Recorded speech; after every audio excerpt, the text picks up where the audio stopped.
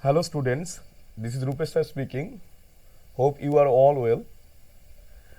You know that our very own channel of Bit Science is now Physics E-Mine. Up to last online session, I have discussed about differentiation or derivative, its different mathematical formation, ways of expression, different rules and formulae, and their application in solving problems in physics with proper examples, right?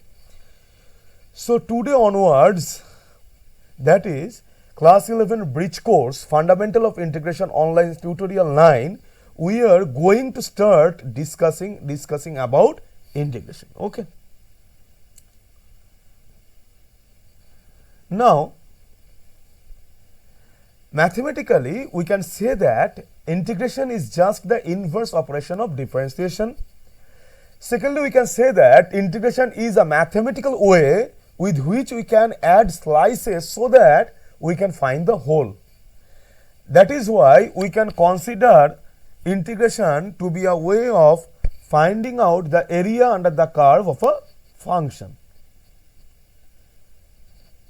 Let us see what is the mathematical notation of integration. We all know that ddx of fx is the mathematical notation of differentiation. Now, here it is the symbol we will be using in case of integration.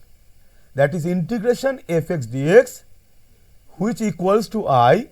Here I is integral result of integration fx dx, which is another function of x.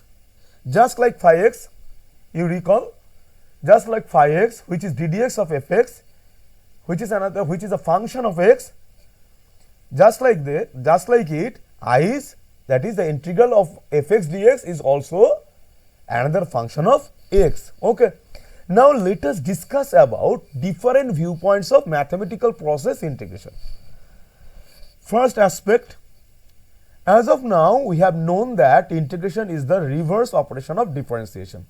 So we can say if we find the derivative of function fx with respect to x as f dash x, then mathematically we can infer that if we can integrate function gx equals to f dash x, we will again return back to fx. Mathematically we can denote it is of type mistake. Mathematically we can denote this as follows: if ddx of fx equals to f dash x, then integration f dash x dx will be fx. So integration and differentiation are completely reverse operations mathematically. Let us move forward to the second aspect of integration. So we can also consider integration as area under curve. So let us find integration as area under the curve. So we can obtain integration fx dx only by finding out the area under the curve fx. Let us take examples. First, see this graph. Let us take a function y equals to fx equals to x, which is a straight line passing through origin, and we need to integrate it. That is, we need to do the following: integration x equals to 0 to x1 fx dx equals to integration x equals to 0 to x1 x dx, that is fx equals to x, and we have put the value of fx over here. Okay. We need to find out the area under the curve. In this case, it is a straight line y equals to fx corresponding to the point O00 to a x10. That is, we need to find out this portion, okay, which is none other than a right angle triangle OAP. For that, we need to draw perpendicular projection from point A to y equals to fx equals to x, and this projection intersects fx at point p x1 y1. Since it is a regular geometrical figure, as we have already seen that, we can easily find out the area under the curve y equals to fx from point O00 origin to point A x10 on x axis by applying the formula of the area of a right angle triangle OAP, and thus we can easily find out the integral. That is the result of the integration. It's quite simple, right? But what will happen when fx is not a regular and known curve, rather an arbitrary curve fx? So in that case, we cannot apply direct formula for finding out area since it is not readily available with us, right? So what to do in that case? So in the above figure, we have considered an arbitrary curve. We need to find out the area under the curve fx in between the area which corresponds to x equals to x1 to x equals to x2, right? That is the shaded region. For that, we have drawn two perpendicular projections from point x1 and x2 to the curve y equals to fx. That is this projection and this projection. Now we have the shaded region, as we have discussed, the area of which we need to find out. One thing we need to remember over here is that we do not have any available formula in order to calculate the area of the shaded region. So we need to use the technique of integration x1 to x2 fx dx in order to compute the area of the shaded region.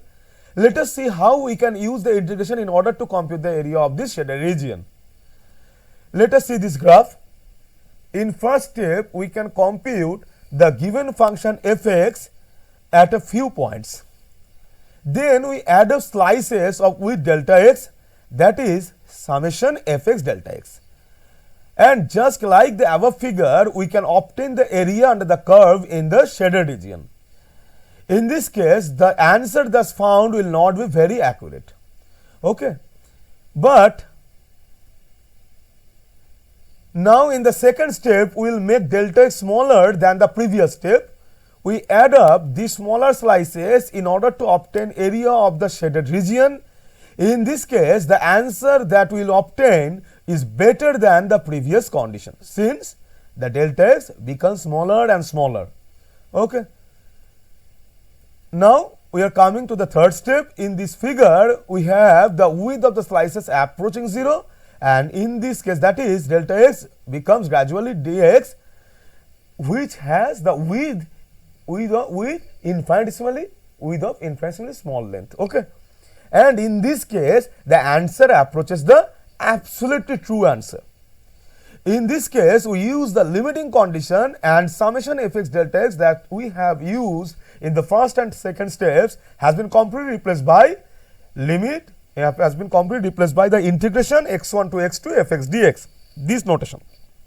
This notation will replace this notation by this notation, integration x1 to x2 fx dx. We can see that as the width delta x of the slices are approaching 0 and in limiting condition become dx, that is differential of x, which are infinitesimally small width, we can easily find out the area by using integration x1 to x2 fx dx. That is x1 over here is the lower limit of the region and x2 is the upper limit. X1 is the lower limit of the integration, we can say, and x2 is the upper limit of the integration. Okay. So that's all for today. We will be dealing with different types of integration, different formulae regarding integration and their application in physics in the next sessions. See you in the next session. Till then, bye.